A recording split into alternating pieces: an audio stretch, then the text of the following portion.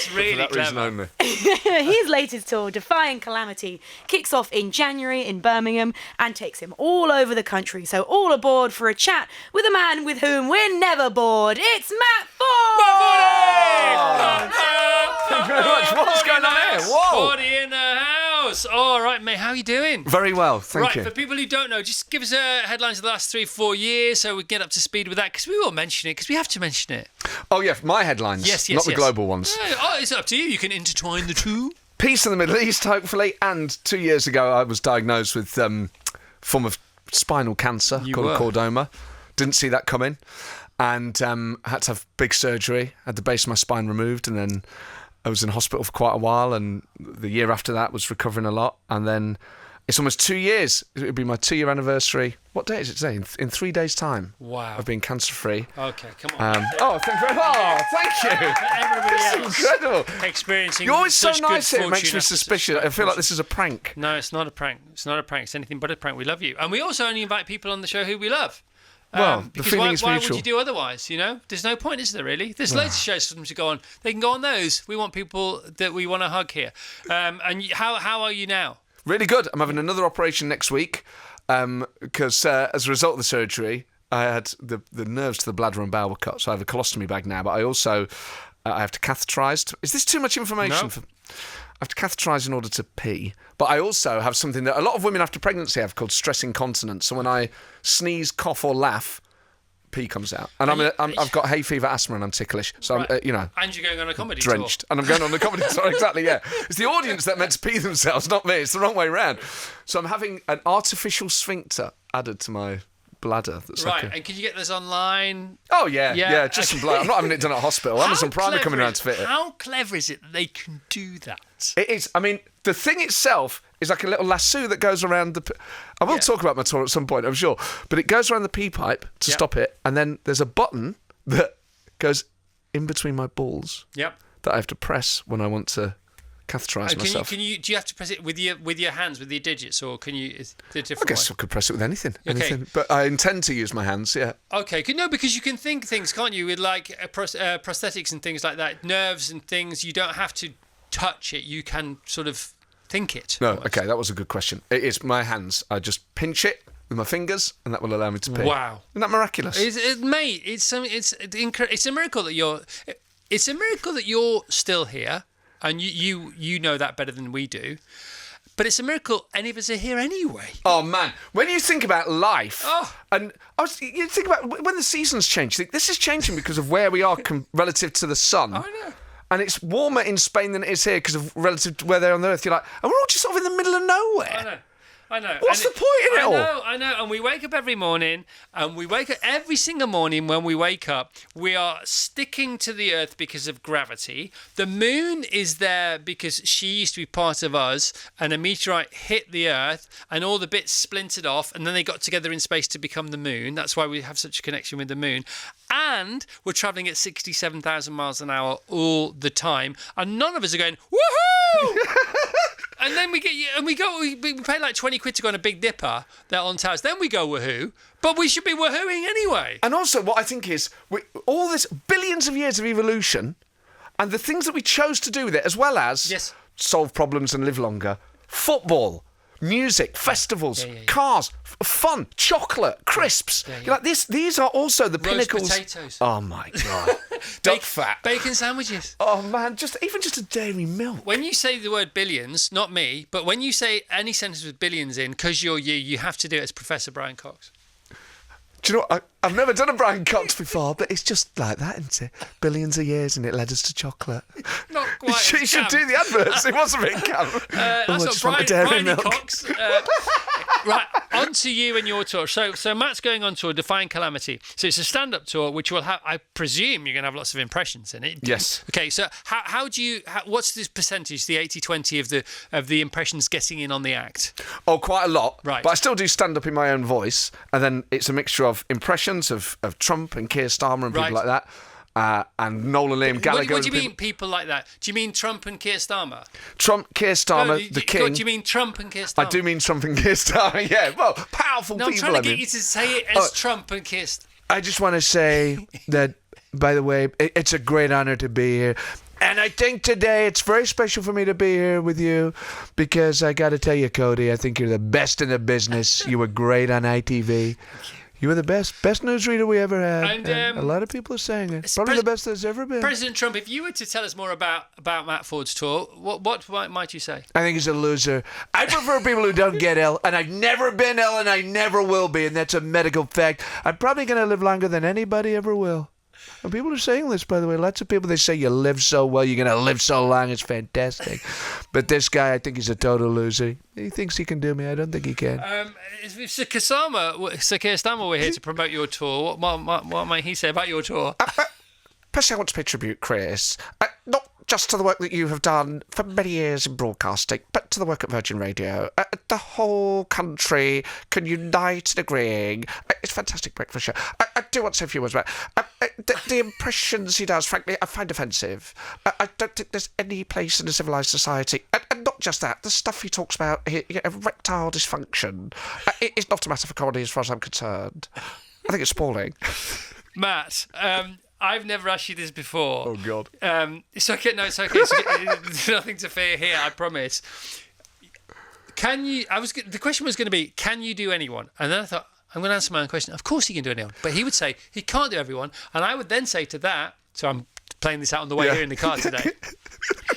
I would say to him, no, you can do anyone because you have to do whoever becomes president. You have no choice because it's your job. And if you have to do people who you may not know even exist yet until they hold such high office, then therefore you can do anyone. So that's the answer to your question. I guess so. I mean, there are some that I struggle with, and I don't... Schmuggle? I do, like, in each show there's maybe like 15 or 20, and it's a range of pop culture, and it's also the stuff I'm into. Yeah. I'm into Oasis, so I watch loads of them, so then I can do Liam and Noel, because I just watch so many videos of them. What do you mean you can do Liam and Noel?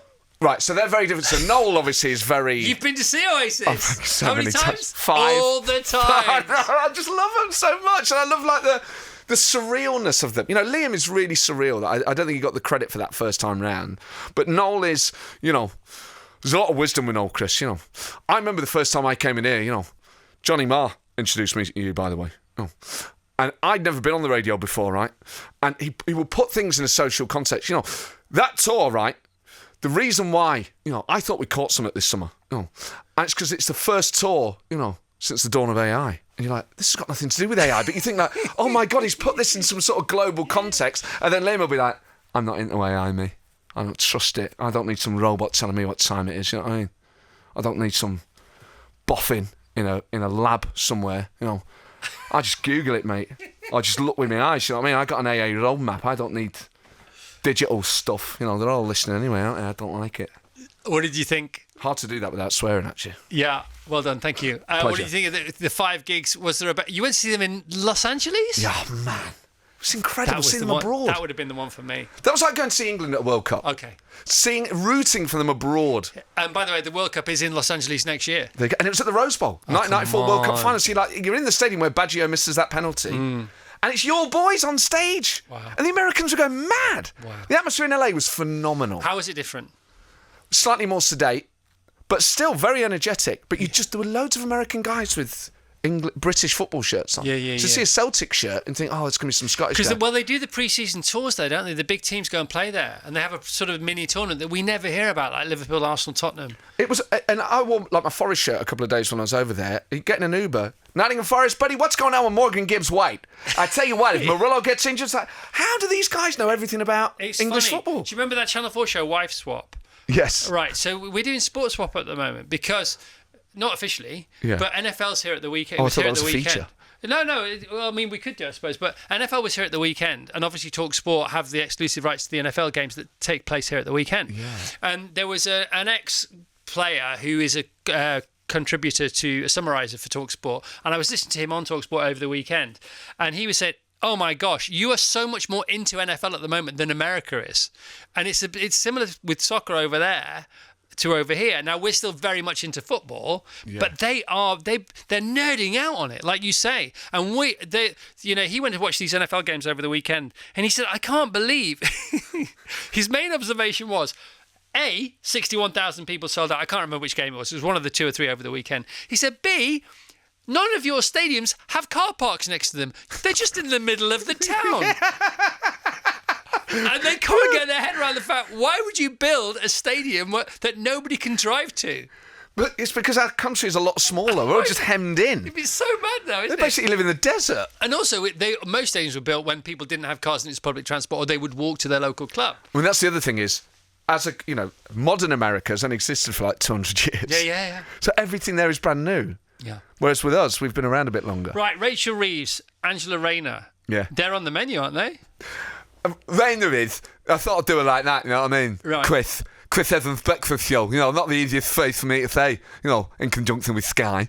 But she's such a big character. I started gutted. Massive character. You know, what happens is when you end up impersonating people, and this is taking politics out of it, you want them to stick around. Yeah. So when people resign or get sacked, you're like, it's a nightmare for me. Yeah. Why does the Prime Minister not consider that? All right, so they do say, don't they, if there was an election today, somebody would almost... No, I mean, guaranteed. If there's an election today, everybody says, all the pundits, all the people, whether left, right, centre, they all say that you know who would get in.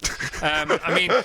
Good for business for you, I would imagine. Sort of, but you think if it comes to freedom of speech, I'm not sure. You know, can you reply to? Or I'm trying to cheer you up. Well, look, I know. Do you know what? I take it so seriously. I'm like, it's a really good question. Well, look, frankly, Chris, I think a lot of the stuff you come out with is very offensive. Very offensive to decent thinking British people who don't want to hear the sort of offensive stuff you did in the 90s that frankly went far too far. And he's got that lovely, he's got quite a sort of tobacco-y bottom end. Yeah. Lovely. Quite a lovely radio voice. And he will talk smoothly like that. Yeah. He will go up like that, Chris. And I take it very, very seriously. Yeah, something happens down here, doesn't it? Oh, yeah. No. Let's be absolutely clear. It really catches your ears. Phenomenal communicator. Talking to Matt Forde, he's live with us this morning, talking about Defying Calamity, his tour. When does it start? Where does it start? It starts in Birmingham on the 28th of Jan. So you can have a nice, slightly anxious Christmas and a more anxious beginning. Do you get anxious before a big tour? Do you know what? Because I did a run of it at the Edinburgh Festival, so I've kind of got the show ready. Oh, okay. So it's kind of finished. I'll update it before January. Which bits flew? Sorry, I've interrupted my own question.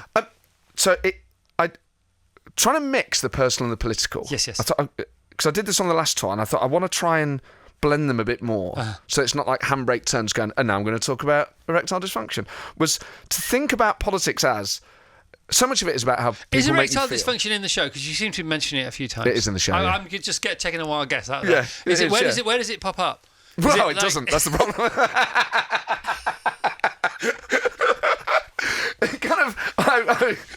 Well, this is how I deal with it. Is I think if politics is about how people make you feel and not about necessarily what is always rational, who would I rather have as my oncologist? Would I rather have Keir Starmer or Donald Trump? Who would I rather have as my erectile dysfunction? This is where you go with it. So this is what I do. This is funny, it's man. Keir Starmer or Trump as well. That's funny. The reality is the nerves have been cut to your penis. You'd never get a full erection again. Right.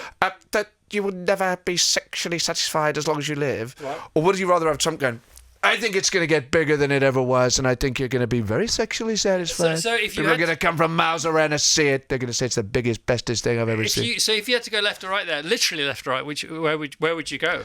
Well, that's as it. a voter. Well, if it was purely emotional, like Trump would make you feel good. Yeah. But would he actually deliver the healthcare you require? Yeah. Good sell. Basically, it's just a way to crowbar some impressions. Yeah, we're talking about selling the sizzle because he sells the sizzle and doesn't worry about the fact that there might not be a steak. Whereas sometimes Keir is so focused on the steak, nobody's going to buy it because there's no sizzle. Do you know what I mean? That is a very good point. It's true, isn't it? That's where we are. Sorry, Matt Forde, Defying Calamity. So you start. You know it's good because Edinburgh liked it. Yeah. Obviously, it's got to be longer. Yeah, that's right. So which bits are new? Are going to be. So I always think I do maybe 20-25 minutes in the first section that's like newer topical stuff, right? And then have an interval. Oh, good for you. And then good for you. The main meat, the steak and the sizzle. Right. Second half. Wow. The big bit. That's your hour. And you love the on the bounce stuff, don't you? Oh, I think it's phenomenal to be able to watch the news, think of something, and take it on stage that night. And because you take it, it's a bit like this show. I mean, comedically, we are nowhere near where you lot are, and we never will be. And one of the big mistakes of a show like this would be to think that we're in the same game, because we're really not. But we do get a lot of goodwill because we're first to the party every morning. And if you do some things that are really of the day on your tour, people are going to be so interested in the conversation that they're having anyway, that things don't have to be quite as funny as the second half. Is that right? That is the main point. Is yeah. No, but you could be. I still try to have a high standard. But also, you're staying. But if it's topical, it just bangs harder. And you're keeping yourself interested. Exactly. Which is important. And you're keeping yourself on your toes. You've got to stay on your toes. You've got to stay on your toes. I wasn't on my toes for about 6 months. Yeah. It's nice to be back on them. You take the toes, man. You take the toes. I'm presuming that anybody who can do an impression or impressions for a living can also sing. I'm not sure I can. You must be able to. You have to be. I was thinking about this again. 2 questions that for some reason I've never asked you or Rob Brydon or people like you before. A, can you do anyone? No, not really. Yes, you can, because you can. You just don't want to do some people that you don't do, and therefore you've sort of mitigated that as like, I can't do them because I don't want to. So that kind of thing. And it feels like an annual review. Yeah, and also, well, it is. It's been about a year. Yeah, it's true. Yeah. And the other thing is, you must be able to sing because of the way you can use your voice. You must be able to. I mean, Rob Brydon goes out singing and he takes a one-man show out there with a band. But he can sing. No, but you must be able to sing. I don't think I can. I'll do it in the shower. Or I'll do the shower. In the shower. In the shower. Yeah. I will. What's going on with you? I'll sing as Liam, singing songs that he wouldn't ordinarily sing just around the house. See, wouldn't that be funny? Like, in your tour, and there's still time, and starts the 28th of Jan. To you remember at the end of that slide they used to do a cartoon of the whole week's events. Do you remember they used to do that? So the closing credits. Oh man! Do you remember that? So cool. It was amazing, wasn't it? Yeah. And it was like a roller. It rolled from one side of the screen That's to the other. right. And it was all the things that happened that week. It's satirised at the end of what had been a great show anyway with Esther and her gang. But at the end of every show, you could do like you could sing that day's things as Liam. But I think you can only do that if you sing. Singing for your own amusement in the shower is one thing. Putting that in front of other people is another matter, isn't it? For me, it's a private matter. No, it's the same. It's a private matter, and I refuse to do that. Of course, but telling yourself a joke in the shower and then taking on tour's another thing. Yeah, but that's also like being naked in the shower. Yeah, of course. I wouldn't do that on stage. Okay, so what we've now established is having a shower at home is different to going on tour. I think that's true. That is something we can both definitely agree seriously, on. I would, because Noel, if you finished every show with Noel and Liam, right, and Noel talks about it and Liam then just sings it, because that's basically what happens, isn't it? Noel writes a song, Liam goes and sings the song. Not all of them, by the way. Yeah. But I just think I can't sing. You have to know your limitations in life. You can definitely sing. I have to know my limits. You've got a great ear because you can hear things. You can hear things in people's voices like David Hockney sees in pictures. David Hockney said. Can I use that? Yeah, that's amazing. David Hockney said over the weekend. He said that photographs are supposed to be the real deal. The capturing of the moment, the biggest truth tellers from an image point of view, from an eyesight point of view, and he said that you couldn't be more wrong. He said, because if you take a photograph of what's going on in Gaza, his words, not mine, and you put it in the paper and then it's in the paper the next day, that's not what's happening now. That was what was happening in one shutter click yesterday. Yes. It couldn't be in a way more misrepresentative. He said, whereas if I paint something, it's got my whole life and all the experiences that I've had in interpreting that moment, which may give it some longevity. And I think you hear in people's voices what he sees. And did you say to David Hockney that he was the Matt Forde of art? Did I? I haven't been near David Hockney for 10 years. This was via an interview, which I'm now claiming to have been a conversation. Is that how it's coming across? It sounded like you'd chatted to him at the weekend, yeah. You know everyone. He did something so new. When they say everything's been done, right? But because he's zoomed out and he's relaxed, because he's David Hockney, he's 88 years old. He now just wants to live longer so he can paint more. But with all this stuff, people say everything's been done, but not by him, not by you, not by me. So you're always doing it in your way. Yeah. So he came up with something new. So perspective, perspective. So we see the world in perspective because there are disappearing points in this, that, and the other. That's how it works, right? But perspective from an art point of view was an invention, and you can draw perspective at school. It's funny because you put the vanishing point and you put all the lines towards it, and you can do narrow and obtuse and less aggressive angles than other angles, and you can really play with that kind of stuff. He's now done reverse perspective, so everything gets smaller the closer you get to. That's cool. It gets to, yeah, but nobody ever thought about doing that before. Why has no one thought of that? Because they're not David Hockney. Billions of years of evolution that we talked about earlier. And then what he's done is every time he paints a window now, right? So he does internal scenes in reverse perspective, and every time they have a window looking out into the world, behind the window is a photograph. And so he sticks the photographs on the canvas first, which are just flat photographs, and then he says, look how my paintings are compared to flat two-dimensional photographic imagery. He's still breaking ground, isn't it great? Isn't that great? It is. It makes me feel pathetic. I'm not doing so. I'm just doing like silly voices. You're talking not about my willy. Well, that is it. Okay, let's. When was the last time you broke new ground, do you think? Oh, God, I don't know. What did you do at Edinburgh that surprised yourself, or you took a bit of a chance on and it paid off? I think you always just try and make it as funny as possible. Right. I structured it slightly differently, so I guess in that regard. But I just think with comedy, making it as funny as possible is the number one thing. Right, and if you had to rip it up and punk it up next time round, how might you do that? Oh, my God. How might you deconstruct it? Isn't that interesting to think about? I'm always looking to improve it. So there's always an extra line you can get in. Yeah. So the show is never fully finished. There's always like an extra bit. So the show by the end of the tour is funnier than it was at the start because you've added in extra little ad-libs or you've dropped bits out that were less good. And once you tighten things up, they can go loose again, can't they? It's an ongoing... Well, yeah, you, when you're saying the same thing every night, you go slightly mad because you start to lose sight of what it was. You're just repeating yourself. The kernel, the seed. Yeah, you're like... And then for your own stimulation, I guess, you muck about with the wording so that it's fresh. But that wording worked for a reason. Yep. So then when you try and change it, that can make it worse. Yeah. So just never change people. Become yourself and then don't compromise. Out of the political melting pot, we know you do Noel, we know you do Liam, Jack Grealish, he's still on the radar. That's so good. He's still on the radar. Who else is on the radar? Who else gets a mention in the show that's not in the House of Commons? Ange Postecoglou's getting in there now. Is he? Yeah, I'm a Forest fan, so it's kind of... I don't know how much longer I'll have to do Ange Postecoglou. You need to get on tour quickly. I know, yeah. I mean, the tour starts in January, so God knows where we'll all be by then. How is Ange? I'm all right, mate. You don't need to worry about me.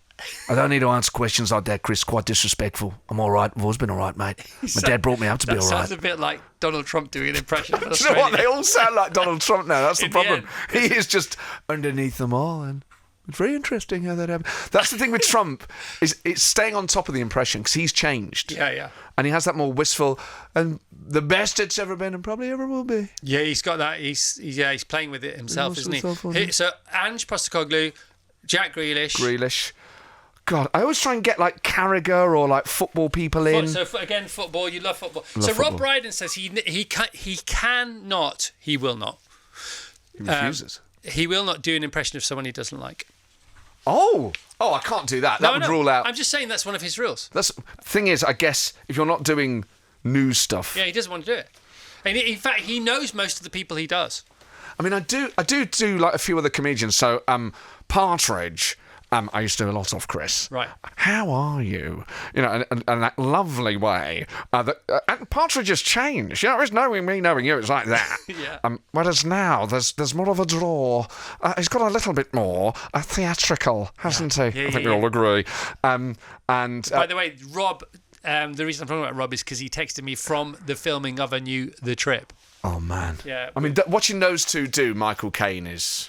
Yeah, it's the best, isn't it? God tier level. Where would you drop in on that conversation?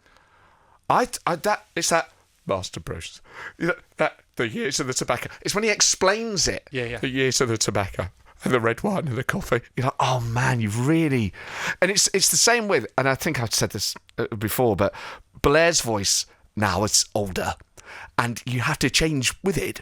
You can hear the aging at the back of the throat, frankly, and I used to say that to my party. You know, that weird way that he says the word party with northern vowels, even though he's, I guess, from Scotland. Richard Ashcroft, he talks about when he's singing his songs now, down a tone or semitone. It's different, it's just different. But they come from a deeper place. We played Johnny Cash earlier on. Oh, man. Yeah, in the last... That bit. Shot a man in Reno just to watch him die. Trying to get down there. I know, you can't get down there until it's time. I love him. Good morning, Chris. Just picked my jaw off the floor hearing about Matt's cancer journey. Wow, so fantastic to see him so full of energy and the joys of life. Big love and light. How is your energy? Oh man, I've got so much. You've always had so much energy. I've always had too much, but for the first year afterwards, I was a bit tired, and after gigs, I would be exhausted. I would chat to people afterwards, and I could feel that. Almost felt like my face was hanging off my skull. I know exactly what you mean. But my energy levels are back now, and I just feel I'm back to. I still want to walk a bit faster. I'm doing Pilates every Saturday to help build my core strength, and that's really helped me finesse my walking. But in terms of just my natural energy, I wake up so early in the morning. So I just wake up alert. Because you were. I mean, you could out energy me. No way, no one can. No, honestly, you and now you seem to have even more. I feel like I'm back to it. Yeah. Can you mention Spitting Image, please? I can. Spitting Image is now on YouTube, so it's come back. Al Murray and I are writing it at the moment. Nice. How's that? It's so much fun. Tell us about YouTube writing stuff. God. So we've done it as a podcast, right? Called The Rest Is BS, but the full word, to satirise that. So it's hosted by Prince Harry, who I play, and Paddington Bear, who Al Murray plays. Hilarious. But Paddington Bear as a Peruvian drug lord, right? Being true to his roots, and so it's me as Harry saying hello and welcome to The Rest Is BS, me and Paddington, and then we talk about stuff, and then so we just write. They're like 15-minute episodes, and we put clips out on social media, and the numbers it's doing on social media are unbelievable. Really? It's just gone viral because people love a laugh, and it works. It lends itself very good to 45 seconds a minute. And we've done it we're a smaller team. It's filmed in a way that's better for smartphones. And you think, well, this is where people are consuming all their stuff now. More people are watching YouTube than linear telly. Everyone's on TikTok and X. You nearly sound old. I know. Like you're surprised. I know, it's so funny because like we were like kids. You know, you can watch TV, but you can't watch YouTube. YouTube had its 20th anniversary last month. I still feel like it's only 5 years old. I know, and it's like our youngest kids are 7, the twins are 7, and they're like, why can't we watch YouTube? Why? It's like, why can't we get in a car? Why do we have to go on roller skates? Because that's roller skates. No, but that's what we're saying to them. Oh yeah. Get on your roller skates. Well, what's wrong with the car? No, cars. Yeah. Do you It's got to be harder for reasons we don't understand. It doesn't make any sense to me. It was harder for me. That's basically the thing, isn't it? Well, it was rubbish when we were growing up, so it's got to be rubbish for you. YouTube isn't new. YouTube is 3 times older than our youngest kids. I mean, time is just evaporating, isn't it? I mean, that's something obviously that I've reflected on in the last couple of years. Now, obviously, what you've been through, you wouldn't wish on your worst enemy. No, no, I wouldn't. No, you wouldn't, because you're too nice. You're too kind. But obviously, you have drawn lessons. Oh yeah. Strength, new rules, I would imagine, for your life from it. What have you learned that you can lend to us, without us having to go through what you've gone through? I think the main thing is, and I always felt this, that life was very precious, and that don't waste good days worrying about when it's going to hit the fan, because it will inevitably. We all die. People we care about are going to get ill. Awful things are going to happen, and you have very little control over that. If you're having a good day, just enjoy it for what it is. Because when I was in that hospital bed, I wasn't jealous of people. I didn't think, oh, I'm stuck in here and everyone else is out there having a great life. I thought, thank God there are people out there going to football matches, going to the pub, having dinner with their mates, or whatever, just enjoying life in whatever way they want to enjoy it. Life is there to be savoured, and you only need to turn on the news to see there are millions of people around the world that do not, even in this country. Life is very, very hard. So whenever you find a positive moment or a period in your life where you're happy, don't feel bad about it. Don't worry about when it's going to end. Enjoy it for what it is now. And I think being grateful to good people around you, you know, my positivity is a consequence of other people's generosity. My wife was phenomenal when I was in hospital. The nurses and the doctors that looked after me were. Obviously, if I was going through that on my own, or if I was on the eastern border of Ukraine or somewhere else, you know, that would have been a lot harder. So there are other reasons. You know, it's very easy for me to sit here and be positive when I basically didn't die. I had amazing care, and you know, my wife was phenomenal. So it's really thanks to other people that I can come here and be so chirpy about it. Another great guest. What a great way to start the week. Let's give Matt a massive round of applause. Loved you anyway. Always loved you. I love you all. You're so kind. It's You're the best. Matt Forde is the best. It doesn't get any better than Matt Forde. Virgin Radio.